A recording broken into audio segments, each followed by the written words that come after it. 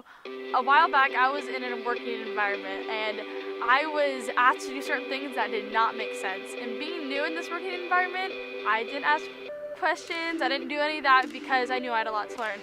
But as I became more experienced, I was still wondering why I was doing half of these things, and it didn't make sense still. So I asked the people above me that had been there much longer why I had been doing these things this whole time, and they said they didn't know.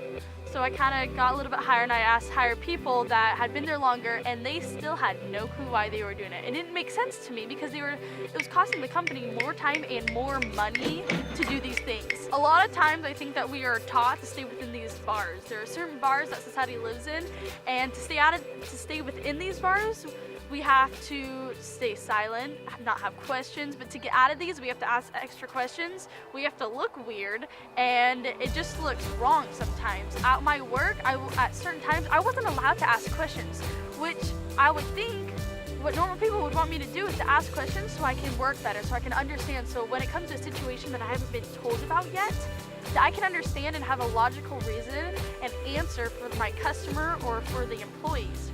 I also was doing school one day, and I have an amazing teacher, and he really tries to have us get to our best potential, and then I go home and I'm homeschooled for the rest of the time. And while I was there one time, I was doing this math and it was really not making sense, and I was getting a little frustrated with this, but I was like, okay, I'm going to be able to use this later in life, so I'm glad I'm learning this. And I asked him where I could use this later in life, and he had no clue, and we weren't ever taught where we were going to use this in life. And I feel like a lot of times we are taught to check off the box. We are taught to go do our homework and then we get an A or get good credit. Or we'll go and be able to get a good grade on our tests, and then we'll have good credit.